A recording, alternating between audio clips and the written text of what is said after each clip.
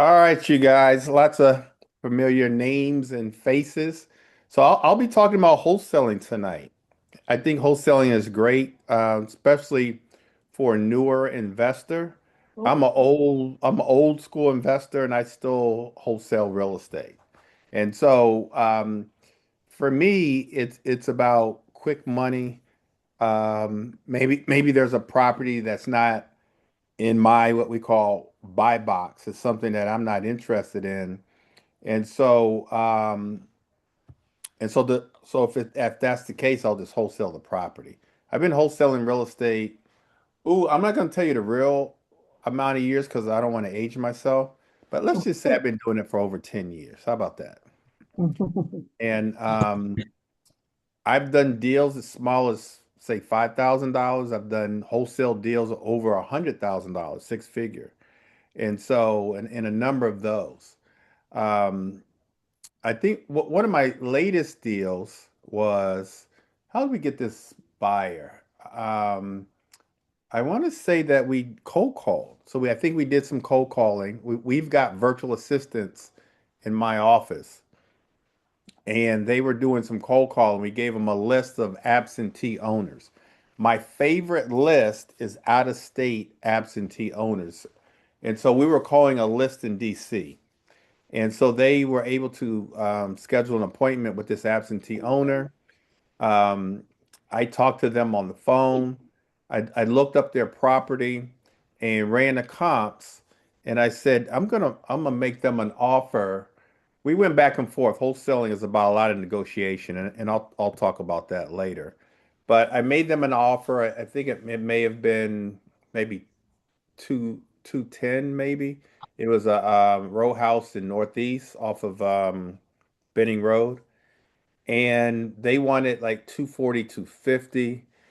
Bottom line is I got them down to two. We agreed to 220, and so I sent them the purchase and sales agreement for 220. They signed off on it. Um, I marketed the opportunity on this platform called Investor Lift. And so I marketed on InvestorLift, found a buyer. The buyer wanted to buy it for what I put it on the contract for, which was 220. And so I was negotiating with him because I had actually put it out for 240. I wanted to make $20,000. And so he drove a hard bargain. So I agreed to the 220. Now I'm under contract with the motivated seller at 220. I agreed on an assignment agreement to 220, which means I'm not making any money. So then I go back to the seller and say, I need to renegotiate. We took a look at the property. My contractor took a look at the property, needed more work than I thought. I need you to come down for me to 210. And make a long story short, bunch of back and forth, they did. Now I'm making $10,000. We actually get to settlement, like hours before settlement, the buyer couldn't get financing. Buyer told me he was actually paying real cash, but he got a hard money lender. He needed about another $3,200, I think it was. So then I was like, it's not gonna come out of my 10. So I go back to the seller again and renegotiate it again to get him down 3,200. Now this is the day of settlement. And long story short, he did come down to 3,200 and we did that deal. That was about maybe a week or two ago. Um, and so I made my 10,000. They bought the house. It was a good wholesale deal. And I found that through cold calling. And so in our office, we do a lot of cold calling. We do a lot of Facebook ads. We do buy leads called pay per lead. So we buy pay per leads. I get a lot of referrals, a lot of referral business. Um, Postcards, we do postcards. And so we get an overabundance of leads. Some of my investors in my coaching program actually find on market leads through the MLS. And so those are great ways to find deals. And I'll go over more of that um, in a minute. But I go over all of that initially because in order to be a successful wholesaler, you have to be able to find deals. As a investor, most of our investors are, if they're not wholesaling, they're buying and holding properties. So either long-term rentals, I do long-term rentals. I prefer voucher holders. Some of them are doing midterm rentals, co-living, short-term rentals. We fix and flip. We do a variety of things, all of which we can find deals from other investors. As a wholesaler, you've got to find your own. You eat what you kill. And so in order to wholesale, you've got to get really, really good at marketing and lead generation and embracing that, knowing that there's going to be lots of rejection, but you've got to persevere. And the wholesaler slash investor that can persevere is going to make money, and sometimes a lot of money. We look at probate deals, probate. So if I say to you, I've had six-figure days wholesaling, almost 100% of the time it's a probate deal. Those are the juiciest, the probate deals. All right, so wholesaling. What is wholesaling? Wholesaling is finding properties at a discounted price. So finding motivated sellers. As a wholesaler, our target audience, our avatar is motivated sellers. And so we're on a hunt every single day for motivated sellers. And then we want to see if they're willing to sell their property at a discounted price. Discounted price, I'll go over the Mayo formula in a minute, but we're looking to buy properties at 65% of the after repair value minus repair costs. So we've got to find the ARV, the after repair value. What is the house going to sell for once it's completely renovated? So we start there and then we back into that number. Um, we take 65% of the after repair value minus repair costs. We put it on the contract for that amount, and then we assign it or we wholesale it to a cash buyer at 70% of the after repair value minus repair costs.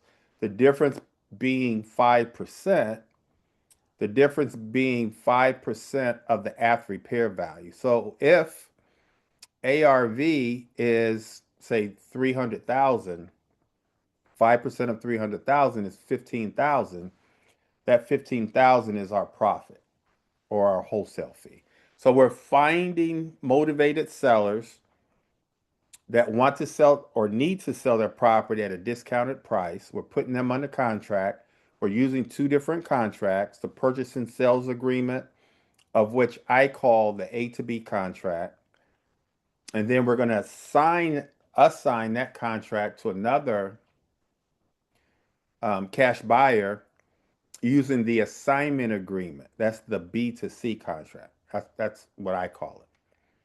We're going to sign that contract.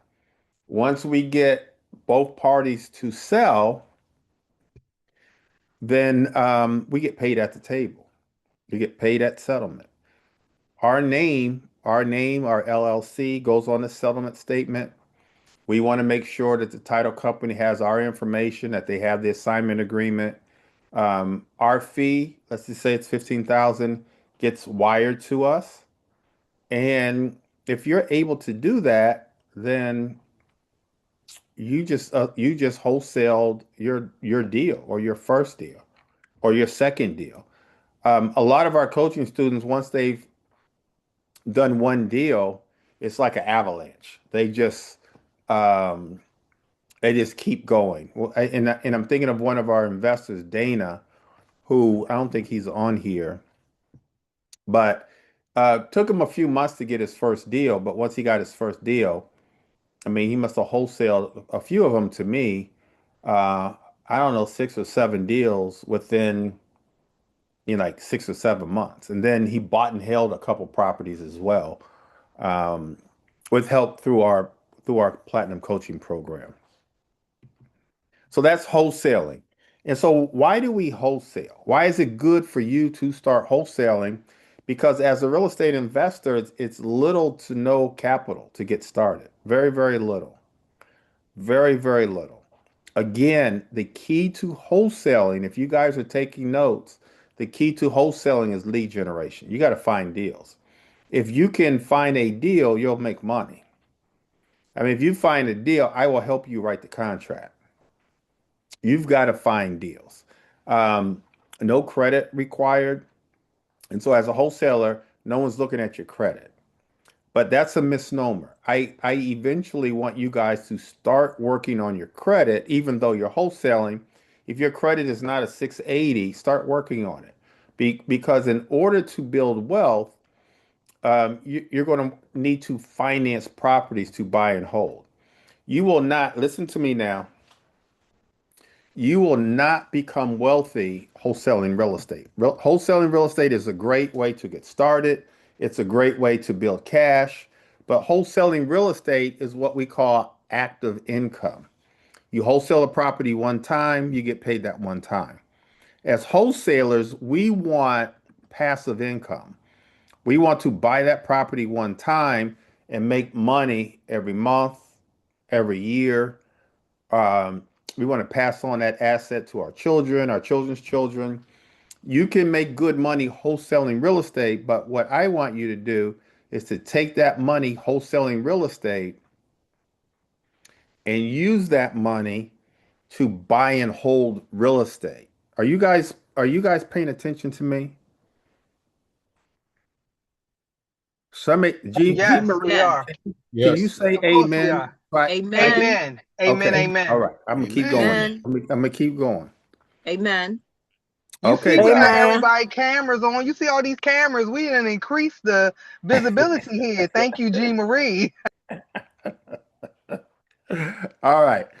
So wholesaling, we don't need there's no credit. No one's checking your credit, but I want you to become wealthy. So work on your credit, okay? Wholesaling, fast transactions, oftentimes it's 2 weeks. So we're gonna make 10,000, 15,000, $20,000 done right in 2 weeks. And you can scale your business. You can actually really scale. You can go from doing one deal a month to two deals a month. You can really scale. And again, that money is not for you to put in your pocket and spend it. That money is for you to invest. That money is for you to work on your credit, get your credit score up. That money is for you to buy and hold real estate. We want passive income. The retirement plan that most of you guys are on now is not enough. And so you need one or two or three rental properties to help you, to help supplement your retirement. That's what you need, and that's what real estate can do for you. And then you've got assets to help you in retirement, especially if you buy it right, pay it down, pay it off, to help you in retirement to supplement your 401k, your TSP, whatever you're going to get, your Social Security. Wholesaling can help that, but really the real estate investing, the buy and hold, that's where I want you guys to be. But the wholesaling is going to help you buy and hold because in many cases, not all, you're going to need cash to buy and hold real estate. So that's why we wholesale. Here's the process. So Here's how the I have process. a question. Go ahead. You said we're gonna need cash. So on the average, how much cash does the average person need to have to buy and hold real estate to get in the game of buying and holding? So that's a good question. So the answer, unfortunately, it depends. And so I will say that I'm gonna give you a long answer.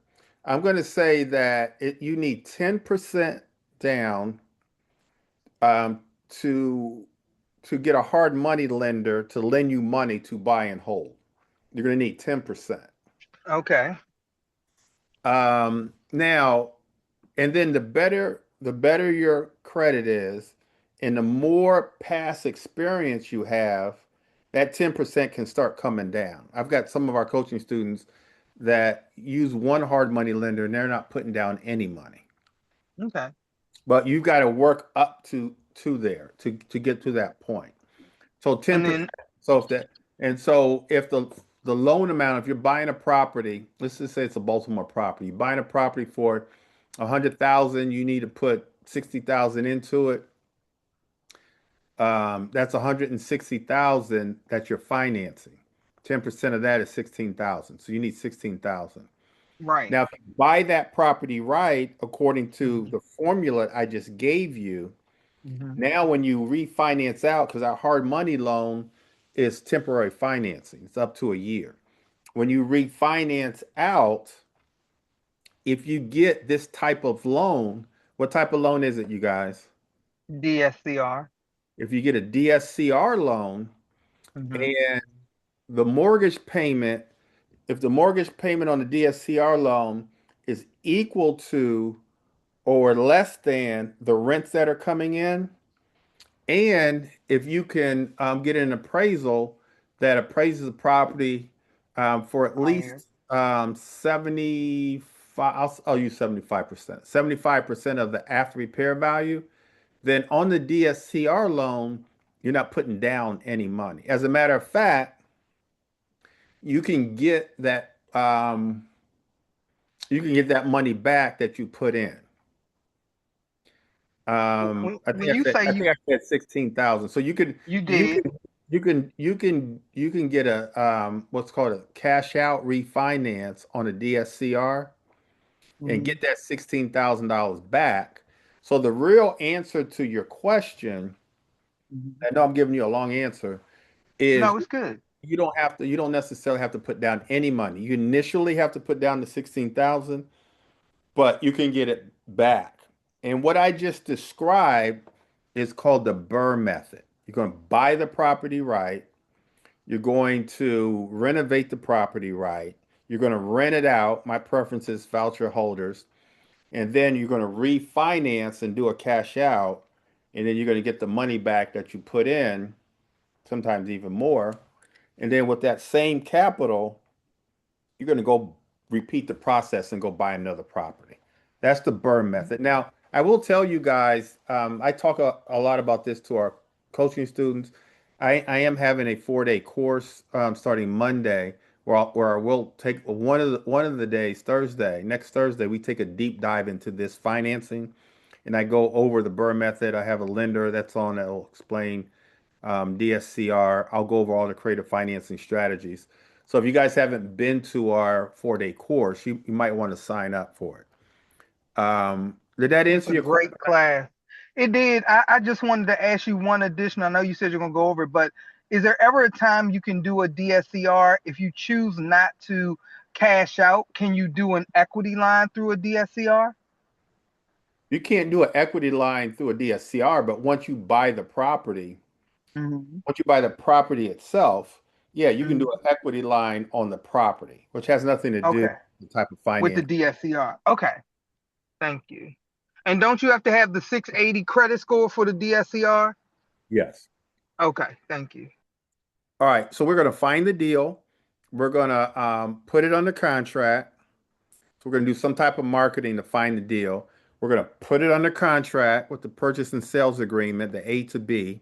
And most of you guys have my contract. We're going to find a cash buyer. So we're going to build a cash buyers list to assign the contract to, and then we're going to get paid. That's the process of wholesaling. That's wholesaling in a nutshell. We're going to find a deal. And so what constitutes a deal is, as for a wholesaler, is finding it at 65% of the after repair value minus repair costs, and then assigning that to a cash buyer, another investor who's going to close on it at 70% of the after repair value minus repair costs. Um, the contracts are pretty simple.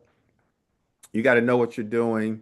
You just got to find these deals. That's the key to your success, is finding deals. And so this is the process right here. Um, where do deals come from? How are we finding our deals? How do investors find deals? And so if I was to think about it, my investors in my platinum coaching program, they're going to auctions, As a matter of fact, we go to so the tax foreclosure auction is coming up soon in Baltimore and in Prince George's County next month. In DC in July. And so, but we go to there's auctions every day. So we're fortunate here in the DMV that there's auctions. There's actually auctions every single day. You can look up sites like alexcooper.com. They have auctions every single day. Hubzoo, which is an online auction, auction.com, which is an online auction, um, Ashland auctions, which they're online plus they're in front of the house, primarily Baltimore properties. AJ Billig just had a big auction at a hotel. Valerie, did you go to that auction? I got the email of the results. Were you able to Yes, make I it out there? did. Yes, I Okay. did. Mhm. Were a lot of them sold for 5,000? A lot of them sold for, yes, I want to say 5,000. Um, yes, a lot of them sold for 5, 9, $7,000. There was one in particular that sold for 170. It was well attended. Um, I saw a lot of minorities. I think minorities were the majority that were there in attendance. Um, and it was a good auction. It had 33 properties. I did see a couple of them in your preferred zip code 21229. And yeah, there was only one property that nobody bid for. Okay. And so those are all properties that are in Baltimore. So we do a lot of investing in Baltimore, but we also do a lot of investing in Prince George's County, DC, all over the DMV. So auctions, if I was to think about where we get our deals, we get them from the auction. Some of our investors have had a lot of success. I think of Dana. Dana does driving for dollars, and he's the one that, it took him a while, but once he got going, he just started rolling. And so he does a lot of driving for dollars. Of course, probate, as I explained earlier, probate is going to bring you the most money because when the baby boomers are dying now, and they're the ones that are passing away, they own their properties free and clear. And so their heirs or the personal representatives of the estates are selling those properties at pennies on the dollar. And so probates are good. Um, Cold calling, of course, will always be good. And I'll teach that. I'll teach cold calling in our 4-day course. Um, Postcards have been really, really good. I've been doing postcards my entire career. We build lists. And so with the list, we can take a list, a free list. You guys write this down, propwire.com, PROP wire.com. PropWire is a site where you can build a list and it's free. And you can download that list. Um, Number of different filters. You can put in um, counties, zip codes, bedrooms, bathrooms, pre-foreclosures, absentee owners. My favorite list is out-of-state absentee owners. So you can put that filter in. And again, in a 4-day course, I'll be demoing that. Um, and so um, we get lots of deals that way. Let's see. And then of course referrals. Real estate agents find deals. We get referrals from them. Um, let's see. Um, Real estate agents, other investors, we get deals from them. They can't move their properties, and so we help them move their properties. The key to your success as a wholesaler is finding one or two ways of finding your deals and be great at it. Start making money with it and then move on to something else. But all the different ways that I just mentioned are really the top ways of finding deals. And that's what our investors are doing. Some of our investors are finding properties on the MLS, so on market deals. Go ahead, Marlene.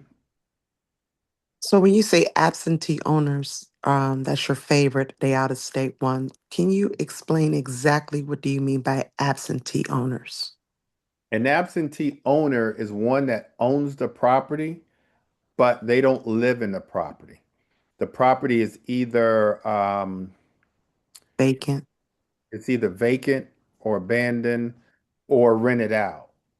I was telling somebody today that landlords keep their properties on average 4 to 5 years. Somebody tell me why only 4 to 5 years. Somebody tell me. The three T's: What are they? What are the three T's? There's actually tenants, I added, termites. I added a fourth T, but go ahead. Okay, so tenants, termites, toilets, and wait, what time? What's the fourth T? Somebody tell me what the fourth T. So they sell their properties because tired of the tenants, don't want to Yeah. deal with the maintenance like termites, Oh, tired. toilets, and turnover. They're tired of the Oh, turn term. people moving in, moving out, moving in, moving out. That's why I like voucher holders because generally speaking, once they get in, they're in 5 years, 10 years, 20 years. Really? Okay. What do you think makes them stay so long? Not having to, go through the process or what? Yeah, I mean, they take ownership in the property and it's the best alternative in some cases they've ever had. And so why move away from that? And if you do a good job as a landlord, and again, there's no such thing as a bad tenant. There's only bad landlords. And so if you do a really, really good job as a landlord, why would they move? And the county or the city is either paying all of their rent or subsidizing it. So why would you move? You've made friends in the neighborhood, you're familiar. I mean, why would you ever move? So they stay in there for a long time. So Have, you have eliminate. you ever had anybody like out, age out of the program, like their kids are all gone and then their voucher is no more because they don't have the same circumstances? What happens? What do you do with them? Well, what'll often happen is they may go from like a 3 bedroom voucher to a 2 bedroom voucher. And so some landlords will keep them in there and take less money. I don't do that. And they understand. It could be a great tenant, but Hmm. their son or daughter is now at the age where They um can get their own voucher. right. And Okay. so now their voucher is reduced. And so I unfortunately have to tell them they have to move because for me and for us, it's a business. And so as much as we want to be a great landlord, we want to we want to make as much money as we can, and we want to go up on on the rent every year, 5%. So, Greg, I know you're not a fan of having tenants and properties that you already have. Would you reconsider a tenant that's already a Section 8 in a property that you'll get? Or would you still want them to leave? No, if they're paying market rent, um, no problem. But I have no problem with that.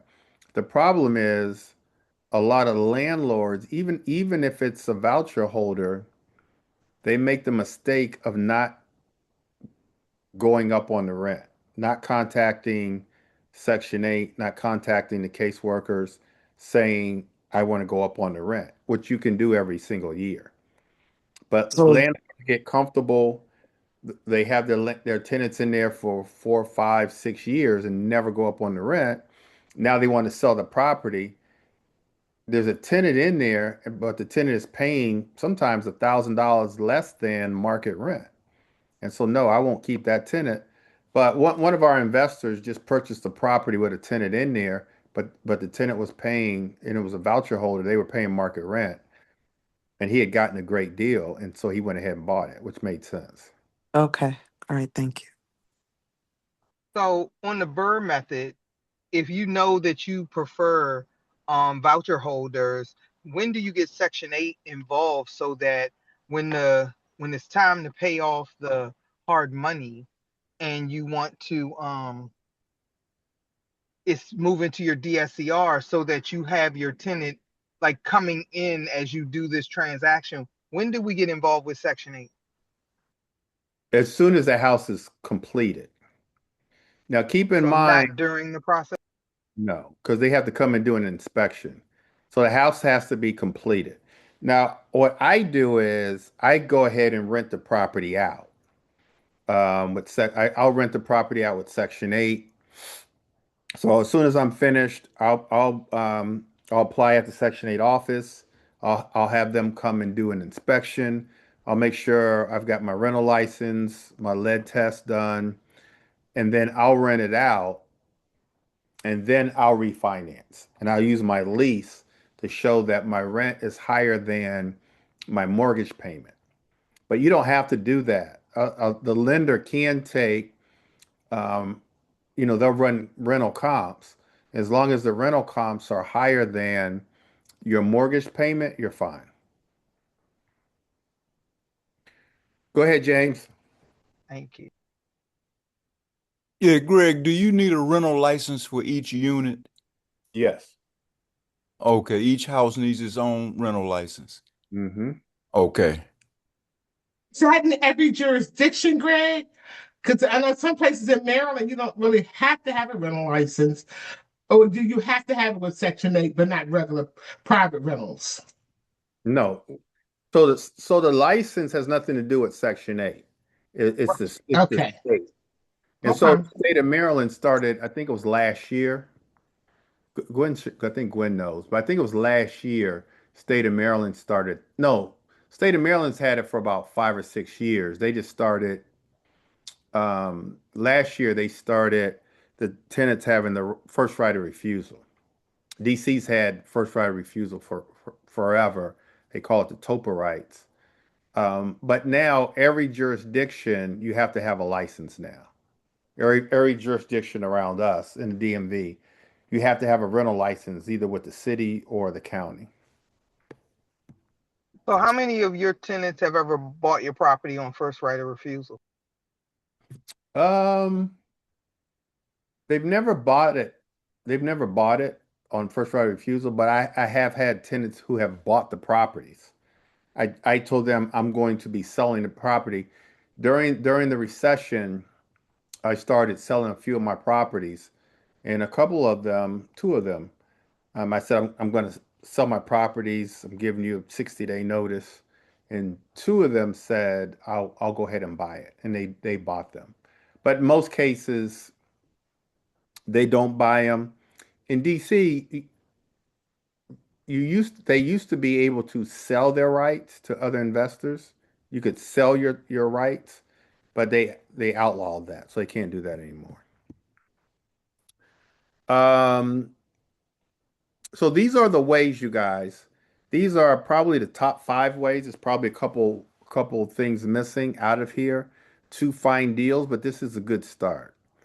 We do a lot of calling, but if calling is not your thing, don't do it.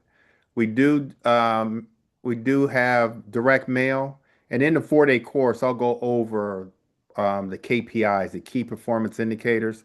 I'll be able to tell you on some slides how many calls you have to make in order to get a deal, how many postcards you have to send out in order to give you deals. And so we have the data that shows we call it the KPIs, the key performance indicators that show with a certain amount of activity, what your success rate will be.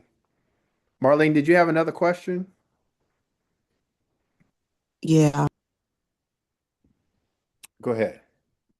Oh, so for those who still are working, are there some tools that you could recommend that have AI in that can do some of the stuff that you're mentioning here until we get to a place where we can do the cold calling or no?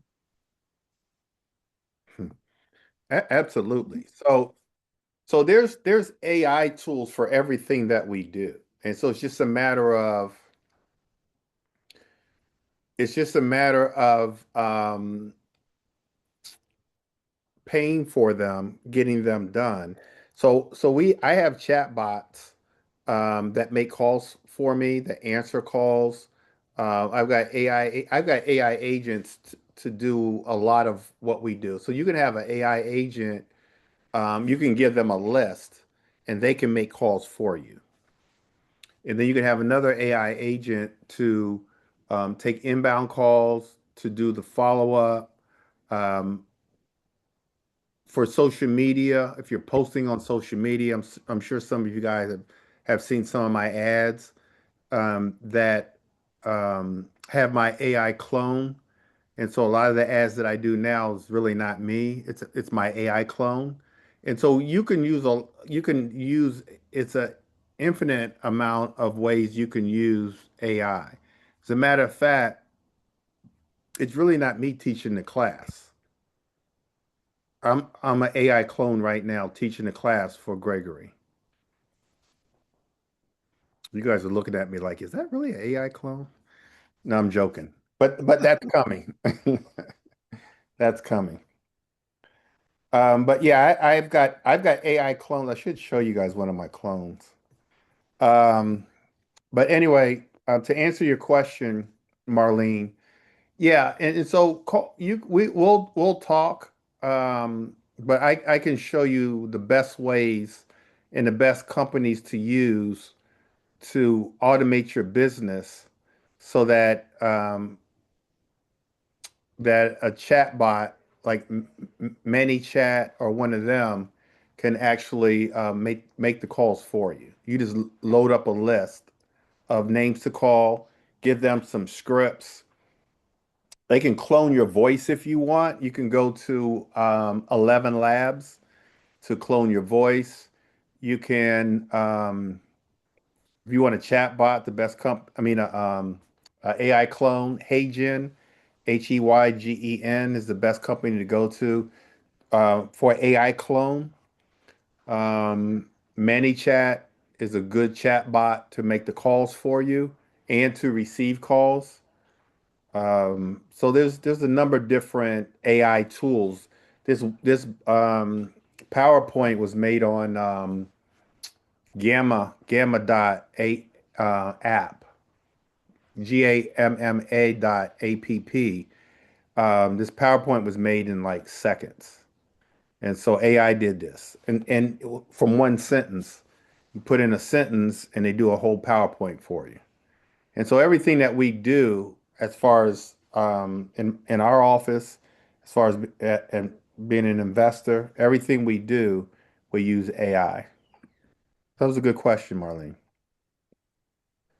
All right, what makes for a good deal? And we've kind of gone over this already, but we've got to find deals below market. And so that needs repairs. We've got a motivated seller. Somebody tell me what constitutes a motivated seller? What's a motivated seller? Why would someone want to sell their house? Why are they motivated? Somebody tell me. Who's a motivated seller? Oh my God, I can't get this daggone thing right. Someone going through a divorce, So that's um, the answer. Job loss. Probate, Oh, a death, probate, probate, foreclosure, pre-foreclosure, tax delinquent, tax delinquent. Oh, divorce. divorce is divorce is good. And pre-foreclosure. pre-foreclosure. So everything that you guys are saying is actually, if you were to go to propwire.com, you can put in those filters, put in a zip code, and they'll give you a list of those people in a particular zip code. They won't give you the phone numbers. You're going to have to skip trace in order to get the phone number. But that now you're starting a list. And like I told you, um, the wholesale deal that I did last week or the week before came from that list. And we got them through a cold caller, one of our cold callers. And so those people that you guys mentioned, we have to do a good job finding them and see if they might be interested in selling their property or they might be interested in a cash offer. And you've got to know the scripts. to say. You got to know what to say. So that what makes for a good deal. Buying below market, houses that need repairs. So when we're going driving for dollars, we're just looking for properties that need repair, writing down the address, skip tracing to get the name and number. Motivated sellers and a strong exit buyer. So a strong cash buyer is what we need. Go ahead, Marlene. Okay. You have a question? Yeah, I'm envisioning something here. When we're doing these, trying to look for these listings, don't we have to have an investor already in mind? Because we're talking to the sellers, the sellers who want to get rid of these properties, and we're trying to construct a deal. But then when we do that, we have to have an investor or a seller who's willing, I mean, a buyer who's willing to get it right away because we're trying to close this as quickly as possible. How do you do those things? Should you have a buyer first before you go to the seller, or do you do the seller and then you look for a buyer? Because, this is all based on time now. My preference would be for you to set up your business in a way that you've built a cash buyers list so that when you do find a property, you've got people that you can call. And so the property I talked about that I closed last week or the week before, um, I didn't have I sent it out to my cash buyers list and nobody really bid. Some people looked at the property, they didn't want it. And so I happen to have a database full of investors, and it's called Investor Lift. So I put it on Investor Lift, and I got a cash buyer there, and they're the ones that bought the property. The biggest priority, though, is to find the deal. If you find the deal, it's you find it 65% of the after repair value minus repair costs, you will be able to find a cash buyer. And if you can't, you contact me and we'll just wholesale the deal together. But start building a cash buyers list. Where do you find a cash buyer? How do you do that? There's Greg, people on this call right now that buy property. So they have a cash buyers list. I mean, they're cash buyers. You find them in investor groups. You find them networking. In our coaching program, we've got investors that are sitting waiting for deals. And so you can find cash buyers. My preference though would be for you to do what's called reverse wholesaling, finding the cash buyer first and then finding the deal. But I don't want you guys to be afraid of finding the deal, thinking that I'm not going to find a deal because I don't have any cash buyers. You've got to let me know or let someone know, someone in my community. I've got a free community, you guys, that you can put your deals in my free community. I'll put the link up um, before we go, that you can put the deal in our free community. You can put the deal on Facebook. There's a number of different places that you can put your deals. But the priority should be to find the deals. And if you find something at 65% of the after repair value minus repair costs, the least of your worries is getting rid of that deal. You will find someone, even if while you're building your cash buyers list, you're co-wholesaling that property with somebody else until you've built up your cash buyers list. And so do the marketing, but simultaneously build your list. You can go to auctions to build your list. You can go to meetups. You can join a community like my community. Hey, Keith, can you find that link for our school community and put I'll, that in the I'll find and put it in the chat. yeah, it's forward slash about um and you can join our community and somebody will eat it up. Greg, did you tell us how, so everybody, Am I the only person that don't know how to skip trace? So skip tracing is you could actually skip trace out of prop wire, but skip tracing is just the act of finding once you've found an address of a property, you skip trace to find the phone number. That's And what I know. so How there's did you another. find the phone number? Because I've been spending a lot of time with the address, but not a phone number. Okay, we can meet offline, but Okay. you can go to REI Skip. You can go to what's it called? Prop Stream, Prop Wire. You can skip trace and prop wire. I do a lot of my skip tracing and prop wire. If I have a bulk list, I might do it out of REI Skip. You can actually do it out of Deal Machine. You can put a property into dealmachine.com and they'll skip trace for you. So Deal Machine is a good place to skip trace. I want you guys, as I said earlier, to really focus on finding deals. That's the key to your success.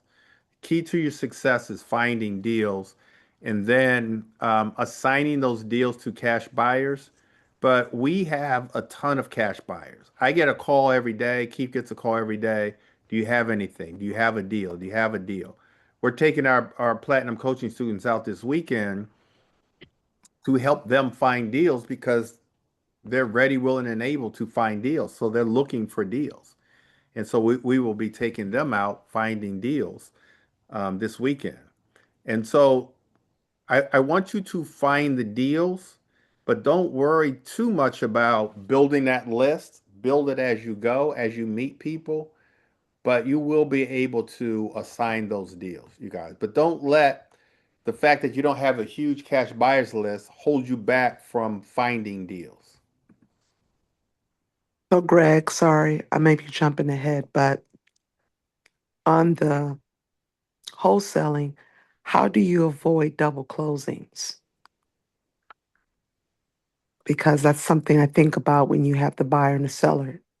You have to close twice, right?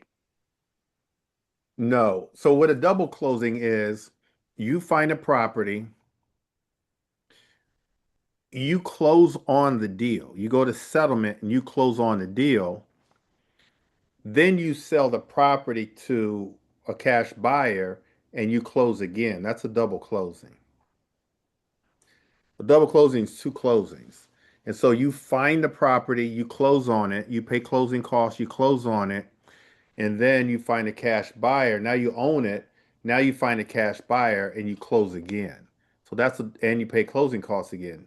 That's a double closing. We don't do double closings. We find a property, we get the seller to sign the contract, the A to B contract, the purchase and sales agreement, and then we assign our contract to a cash buyer.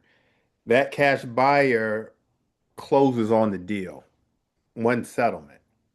As the wholesaler, you're not closing on the deal. You're not buying properties. A wholesaler does not buy properties. A wholesaler assigns contracts. So there's only one settlement.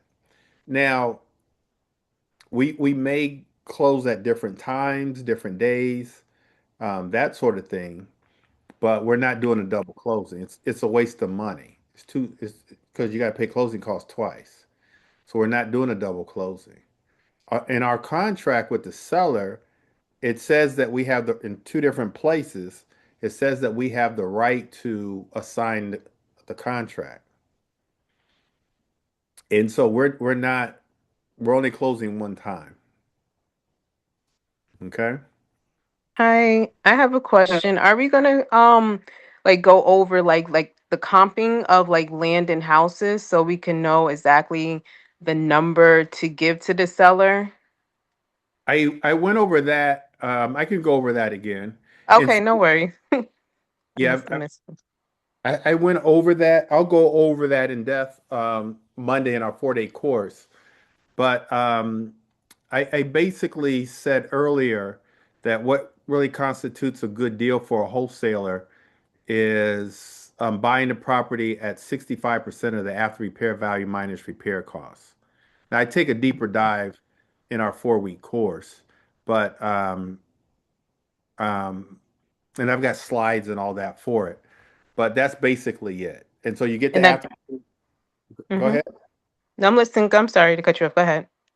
So you get the after repair value, and then you take 65% of that, and then you subtract out the repair costs, and that's your maximum allowable offer that you make to the motivated seller. And that And goes both for land and houses? yeah, yeah, it's the same thing. Okay. It's just that on land, there's no repair costs. And so you do Mm-hmm. the same formula, but the repair costs will be zero because you're not, generally speaking, you're not doing anything to the land. So you just look at the assessed value? Would the assessed value have anything to do with the land? Sometimes you take a look, you can take a look at the assessed value, but what we primarily do is just look at what's recently sold, like kind, and if it's land, like kind pieces of land that have recently sold. And so, Gotcha. for example, if someone wants to buy a property in Capitol Heights, one of my investors buying land in Capitol Heights, wanted me to find the after repair value. I looked at what recently sold for the same square footage as the subject property, and the Mm-hmm. subject property was like a quarter of an acre. And so I looked at what recently sold in the same zip code that was a quarter of an acre, and I was able to, give him the comp that way. Gotcha. Thank you. All right, so this is a typical deal for a wholesaler, you guys. Let's say the after repair value is 300,000. Let's just say the repair cost is 60,000. Now, generally speaking, I like to say repair cost is going to be about 20% of the after repair value. But so this is after repair value. This is repair cost.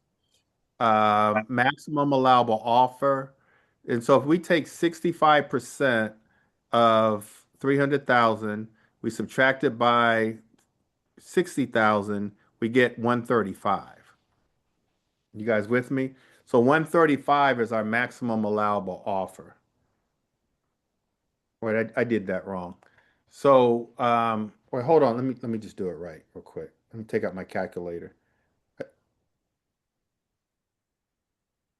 All right.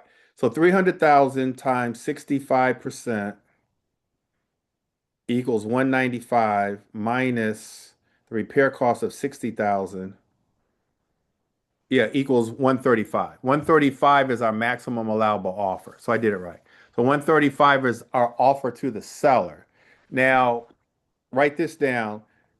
A cash buyer like myself, I would buy this property at 300,000 times 70%, which equals 210 minus the 60,000 gives us 150.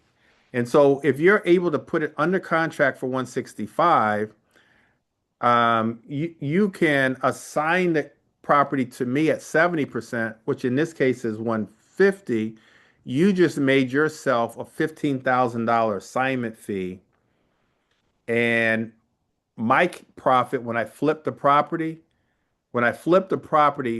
as a flipper, generally my profit's going to be about 20% of the after repair value. You're going to make 15, I'm going to make 60,000. You guys Okay, with me?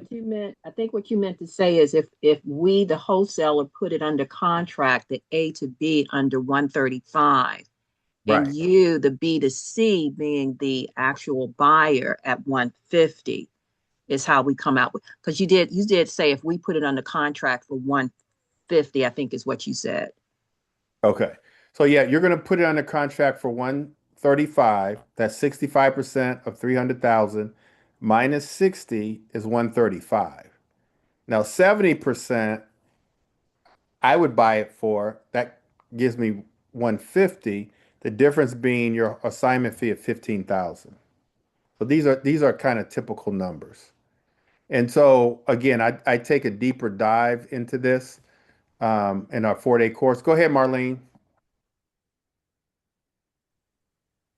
So both the seller and the buyer understand that the $15,000 fee is inclusive.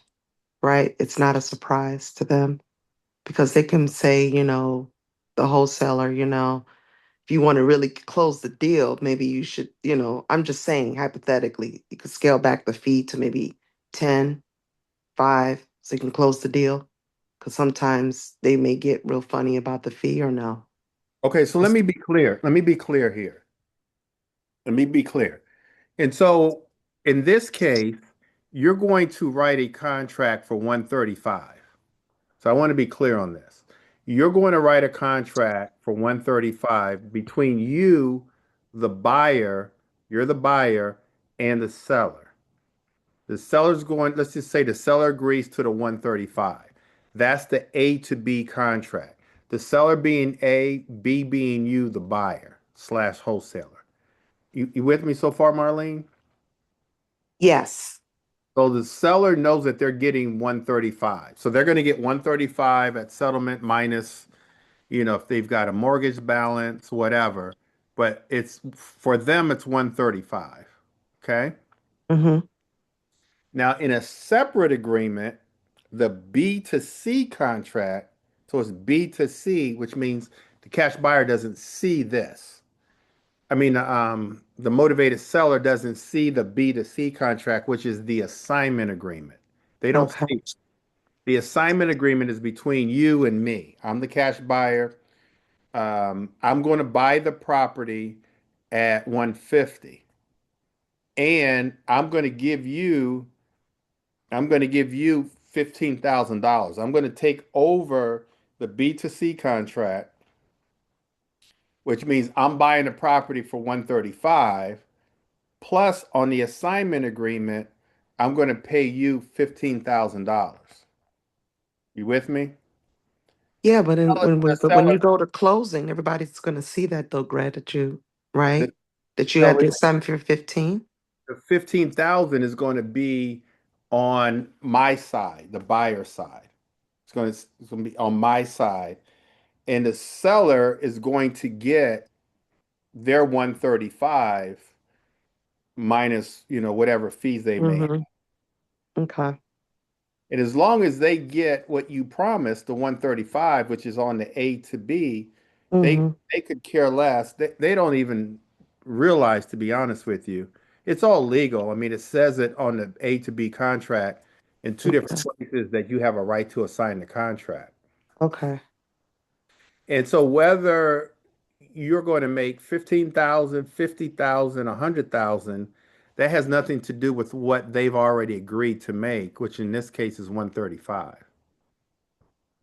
Okay. Because their contract, I just want you to absorb this.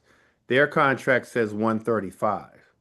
Now, Mm-hmm. a separate contract that they haven't signed, they don't really have anything to do with, but they did on the A to B contract, they've already signed agreeing that you can assign the contract. But so whatever happens over here really has nothing to do with them. On the settlement statement, under the buyer, under the buyer's fees, it's going to Mm-hmm. have, in this case, 15,000, which has nothing to do with the seller. Okay. Okay. The seller's going to get their 115. But I want you, Marlene, I want you Mhm. to like absorb this to understand it. Right. Because I don't want this to be like a stumbling block or hurdle Mm-hmm. mentally for you. Right. Right. Okay. And So, even if they see it, their contract says 135. Like we're not trying to hide anything. And this Right. this what we're talking about there. What we're talking about now never ever comes up.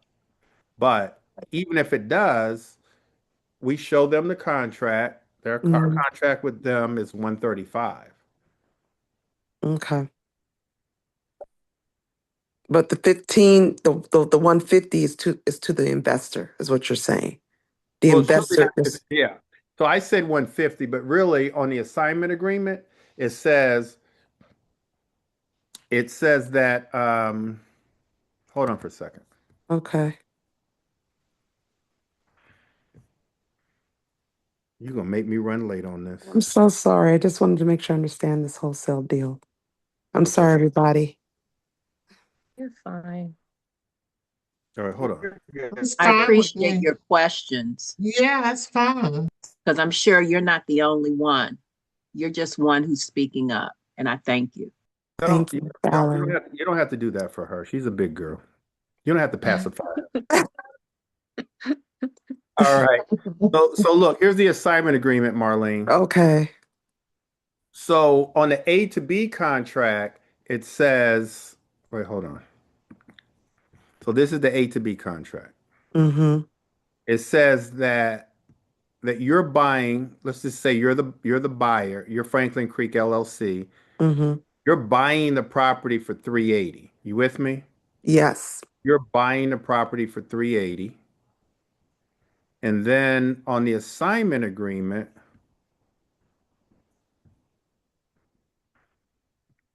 it says that I'm buying the property. I'm the assignee. I'm buying the property for the 380. I'm taking over the contract and Mm-hmm. I'm giving you $25,000 for the right Okay. for the right to take over this contract. I see it now. Okay. You see it? Mm-hmm. Mm-hmm. Oh So God. I have one question. So basically, once you get the buyer's information, far as like, what they're looking for and their amount, it Uh-huh. shouldn't matter what your assignment fee is because you're basically meeting the buyer's needs. So if they say they spend Seller. 200K in this area and you come to them with 190 and the deal is right, it shouldn't be no issue far as the assignment fee. Is that right? Right. Right. So wait, I'm sorry. Say that one more time. I said if the once you find the buyer's information, The, far the, as the cash buyer, you mean? the cash buyer, yes. Okay. I'm Far with you. as like far as like, what they're looking for and how much they're willing to spend. And if it was the 30K assignment fee or 15K assignment fee, it shouldn't really matter between you and the buyer as far It, as it what you're getting. so as long as it's 70% of the after repair value minus repair costs, as long as it fits there, it shouldn't matter. It shouldn't matter. Like you're gonna make 30,000, for example. They're buying it, they're gonna probably make 130. The seller's gonna get what they're supposed to get. It shouldn't matter. I put a property under contract in DC at like New York Avenue in Florida Avenue. I put it under contract a couple years ago, ran my numbers, did a great job, put it on the contract, the A to B contract, assigned the contract. It was a great deal for the investor, right? That contract called for me to make $50,000. But they were buying it at 70% of the after repair value minus repair costs. I sent them the assignment agreement to sign and I sent them the purchase and sales agreement because I'm assigning the contract, so they have to see what's being assigned to them. When they saw that I was making 50,000, now this is a one-off. They were like, no. They wanted to renegotiate with me. And I said, no, because you have already agreed. You've already agreed that you were going to buy it. Now that you're counting my money, I don't want to do any business with you. And so I found another cash buyer and closed on the deal. I've got one other example. So one of my real estate agents slash investors found a great deal in Woodridge in Northeast DC that called for them to make $120,000. It was a probate deal. They had worked on it for 2 years. Um, they offered me the deal. I said yes. We negotiated, agreed on the numbers. Um, they were very, very hesitant about sending me. They sent me the assignment agreement, but didn't want to send me the purchase and sales agreement. They finally sent it to me because I'm like, I'm not going to sign this. I need to know what I'm signing for. They sent it to me and I saw how much money they were making. Now I have to be honest with you. They were making 120,000. I like took a deep breath, but I signed the assignment agreement. They made $120,000 cash in like 3 weeks. I renovated that property. I I added a level. I went up and I went back. Took me about 9 months, 9 or 10 months, and I made the same amount of money that they made. I made 120,000 in about 8 or 9 months. They made 120,000 in 3 weeks.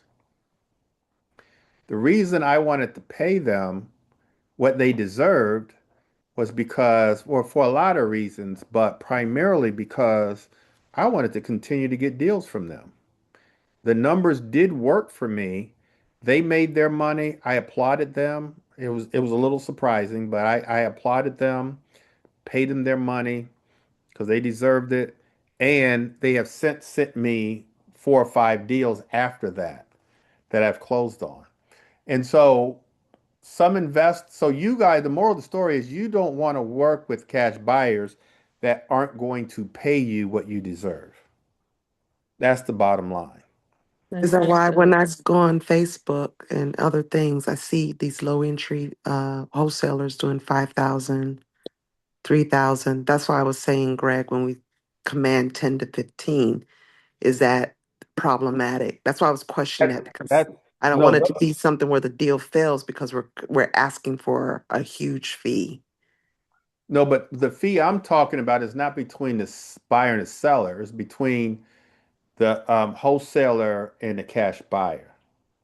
You'll never have an issue with the seller because generally, I've never even had an issue where the seller, really, to be honest with you, they're looking at their side of the ledger, their side of the settlement statement. They're not necessarily looking at the other side. They don't really know what's going on. Okay. Howard, did you have a question? Yes, maybe I'm wrong, Marlene, but I'm thinking if you're negotiating with me, we're going A to B. This is Mm-hmm. actually to Greg. If we're going A to B and you're trying to negotiate with me to get lower and lower, and then I see you make 120, then why'd you negotiate with me for so low? So I'm talking about the A to B. I'm not talking about B to C. I'm talking about A to Mm-hmm. B. So here I Right. am. You said you can't pay me this, you can't pay me this. Then all of a sudden I see you have a spread that big. That's the question I have. It's not the B to C, it's the A to B. So will they ever see that contract Right. of that spread? That's the B to C. I could care less if he want it. If the person wants it, they want it. Somebody else will get it. It's the A to B. That's the concern. So you're negotiating with me, Right. and I see you making 120, but yet you negotiating with me. Let's make that 60. Give me back 60. Mm-hmm. Yeah, Okay. that's the But part I'm talking about. you guys got to listen to me because I feel like you're talking yourselves out of making money, and you're talking yourselves out of wholesaling. And so, at the very least, let's get to that point.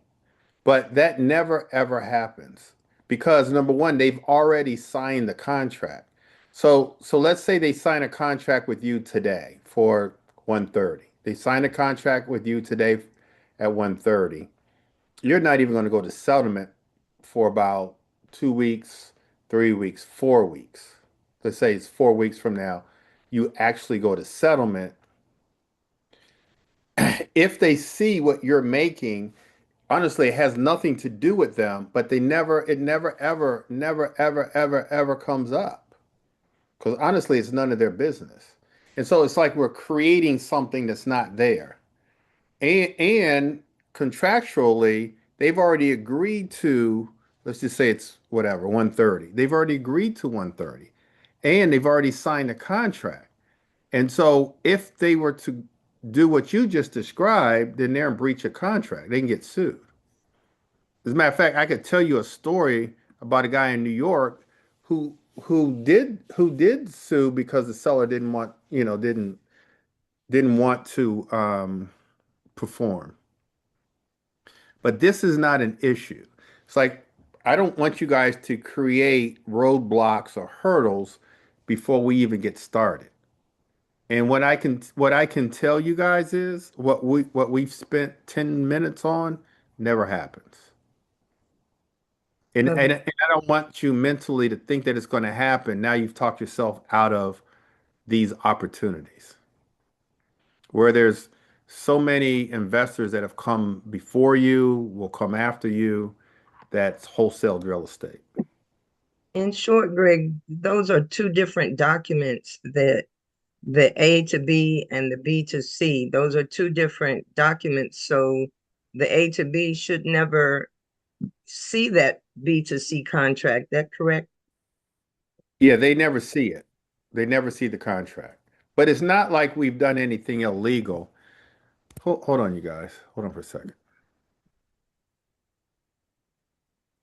This is all your fault, Marlene. So,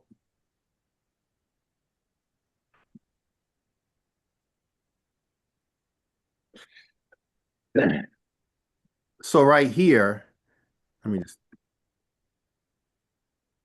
So right here it says the purchase, this is the A to B. The purchase and sales agreement hereafter called contract is entered into by and between Franklin Creek LLC, and then it says and or assignee, which means the buyer is either Franklin Creek LLC or whomever they assign the contract to. So this gives them a right to assign the contract. But then down here, it also says in paragraph 11, basically that the seller, I mean, the buyer has the right to assign the contract.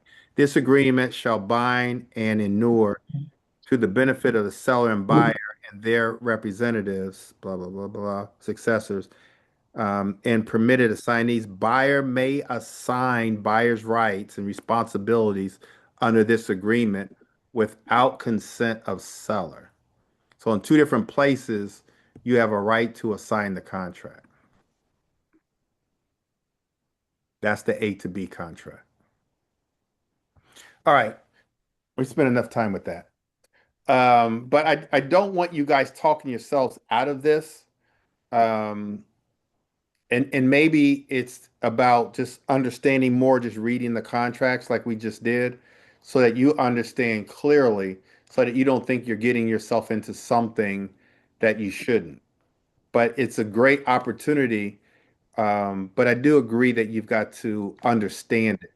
And then I just think maybe by reading the contracts, understanding the contracts, knowing that there's places in the contracts that's going to protect you and or assignee protects you, um, gives you the right to assign the contract, and a paragraph on assignment protects you.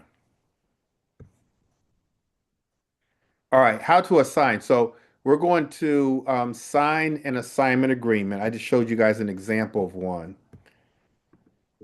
Um, you're going to end buyer buyer pays in buyer, which is the cash buyer, pays the fee. In the case that I just showed you, I think it was 15,000. That's on the assignment agreement. You're going to have clear terms. As a cash buyer, if you are a cash buyer, I don't want you to sign the assignment agreement without looking at the A to B contract. As the cash buyer, you're taking over all the rights and responsibilities of the A to B contract, the purchase and sales agreement. So you actually have to see that contract. And then you're going to simply close at a title company, preferably a title company that's investor friendly, that does a lot of wholesale deals. Um, all title companies aren't created equal. And so you want to close at a title company. We have them that are familiar with wholesale deals, creative financing, investment deals. Common mistakes: overpricing the deals. And so we want to stick to the formula. The problem that I see, and I honestly see it on a daily basis, that we're putting properties under contract for too high of a price. Or as the wholesaler, you're wanting to put you want a deal so bad that you're willing to put the property under contract too high. Let's say you're putting the property under contract at 70% or 80% of the after repair value. You've got to stick to the numbers. And if you stick to your numbers, you're going to have an overabundance of cash buyers. The problem that we have in our industry, honestly, is I mean, it's not really a problem, but like I said earlier, investors that are flipping properties, investors that are buying and holding, they're not finding deals. And so if you can get really good at finding deals, you'll make a whole lot of money. You can assign these deals to those investors who are looking for deals. Most of the deals that I buy, um, that I hold or flip are from wholesalers or from my own marketing. But I buy a lot from like Dana. I talked about Dana. I bought like two or three of his properties. He wholesaled to me. Poor contracts, and so you've got to have the right contracts, and the contracts that I just sent you, who are in that was my toolkit that my investors get, and so my attorney vetted those contracts, and then no vetting of the sellers. You want to make sure that the seller is legit, the seller is ready, willing, and able, and the seller, really wants to sell the property. We do have wholesalers that or investors in our group that scale their business. And so we want to automate. Marlene talked about AI. So we automate with using different types of AI tools. We track the data. We track our results. That's our KPIs, our key performance indicators. And then we do consistent marketing. To scale your business, to get more business, we've got to do consistent marketing. And if you automate your business using CRMs, using AI agents, you can really scale your business, talk to a lot of people, clone your voice, clone yourself. You can scale your business. And then you've just got to watch out for the data. You want to make sure that, and I've got the KPIs in another presentation, but I think I can't remember what the KPIs are, but for every I think it's 4,000 calls, but we're using dialers, which our people make about 2,000 dials a day. But $4,000 a month, you'll get one deal. And that sounds like a lot, but using a dialer, it's really not. All right. The DMV has lots of opportunities. We're in high demand, lots of great deals here.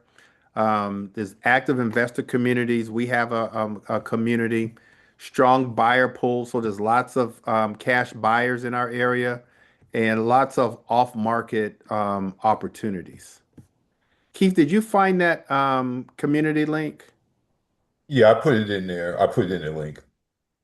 If All they right. click where it says inner circle, it'll lead them to school. Okay. All right.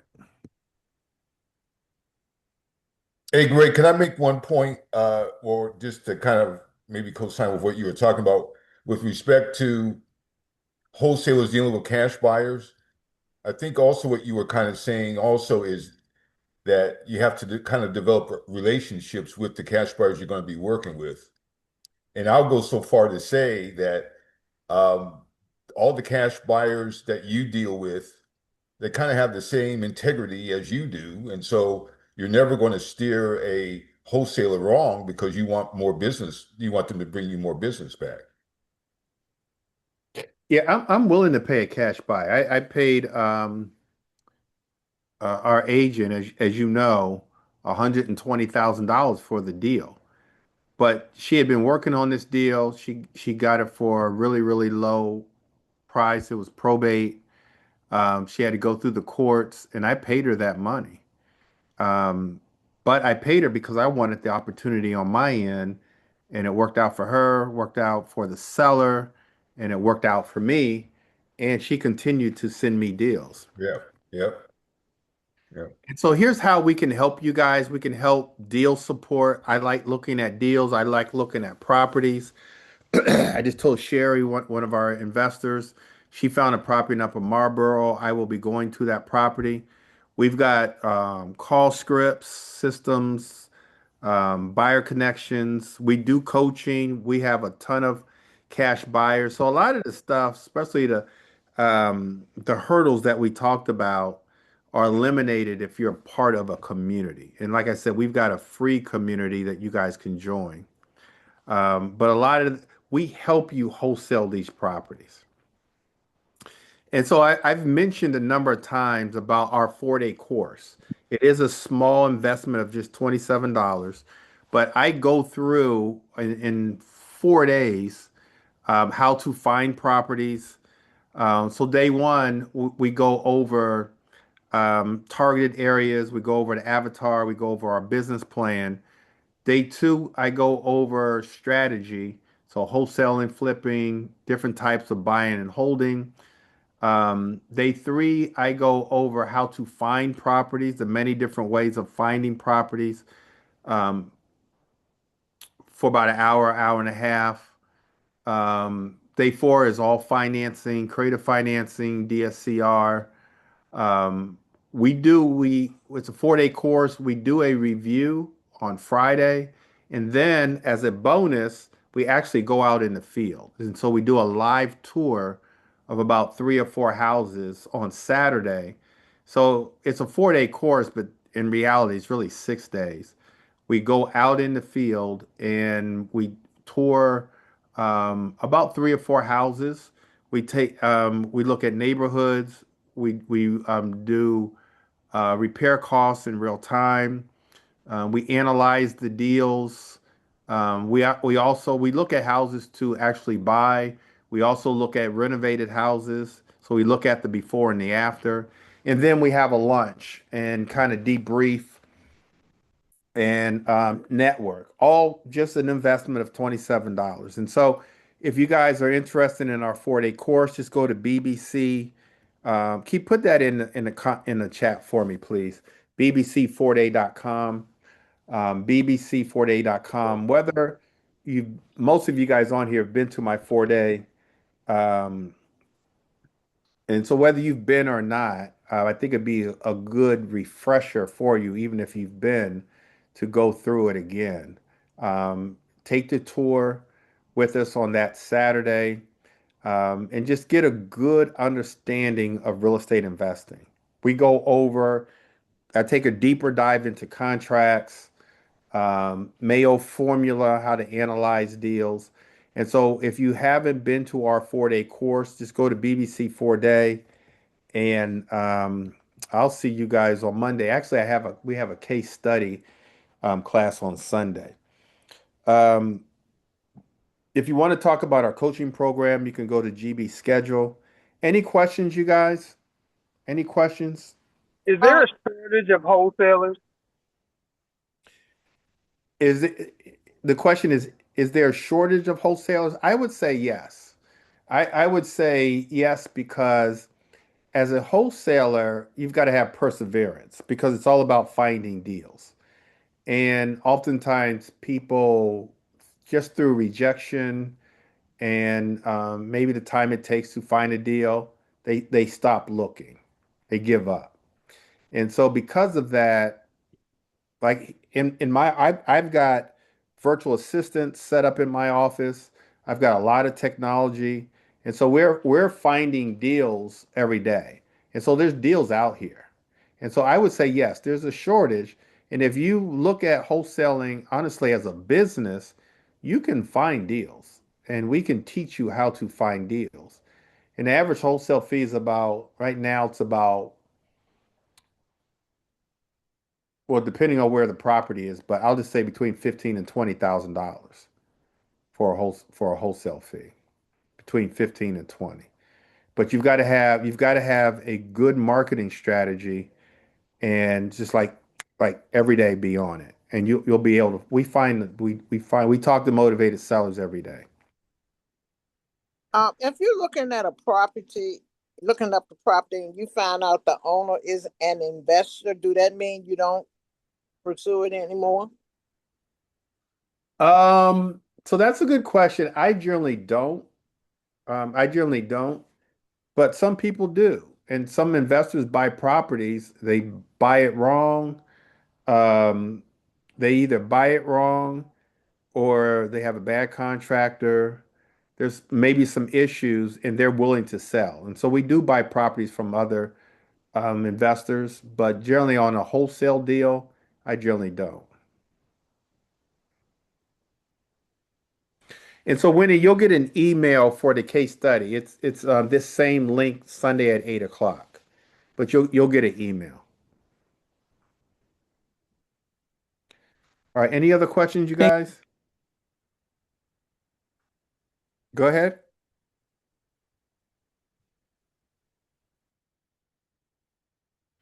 All right. Well, if there's no other questions, hopefully you guys got a lot out of this. We certainly stayed a little longer than I had planned. We can all blame Marlene. Again, you guys, if you have not been to our 4-day course, sign up. It's just a small investment of $27.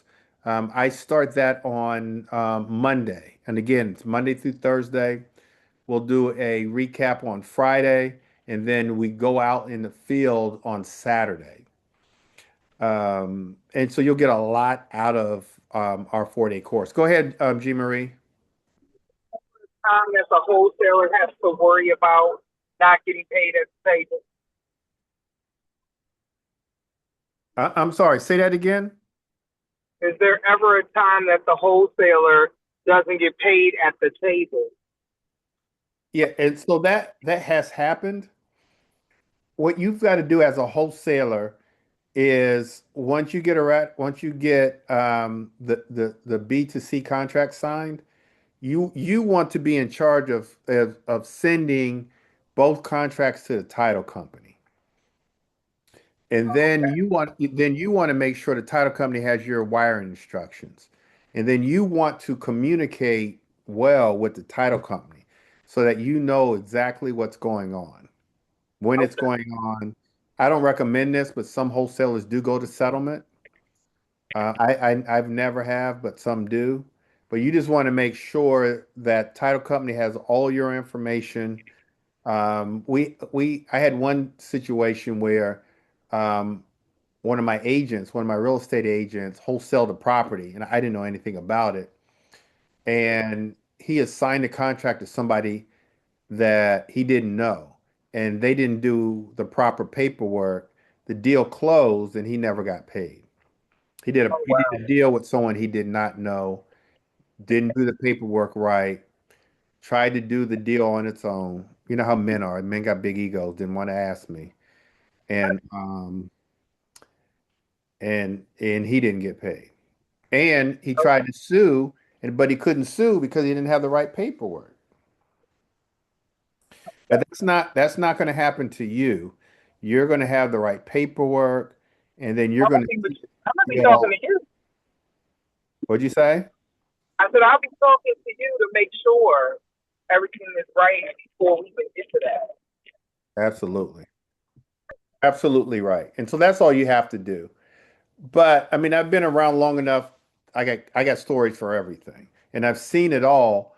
And so you want to make sure you do it right. And for those reasons, it just makes sense to have a coach or a mentor. For those reasons, so that you don't lose money. All right. Anybody else? Any other questions, concerns? Any takeaways? What's one takeaway, you guys? Give me a takeaway. What are you taking away? You guys have been with me for an hour and a half. What's one takeaway? Shortage One at takeaway is wholesalers. what you just said, which is as the wholesaler, you should send both A to B and B to C contracts to the title company, as well as make sure the title company has your wiring information to ensure that you do get your wholesale fee. You need to know the date, time, everything that deal's closing. You want to get on the phone. Did it close? Did it close? When you send me my money? Yeah, all that. All Four right, that's thousand good. calls equals a deal usually. Well, you've been through my 4-day course. You saw that, but like I said, we use a dialer. Talking about AI, we use an automated dialer, and RVAs can dial up, make up to 2,000 dials within 4 hours. And so you only need 4,000 dials in a month to close one deal. So you're not dialing yourself. Calltools.com, mojosales.com, we use dialers to dial for us. And they're dialing between 3 and 11 dials at a time. And just waiting for someone to pick up. They don't pick up. An automated voicemail is going to come on. And then they start dialing the next people. Now, using AI, you can make even more dials. You can double the amount of dials using an AI agent.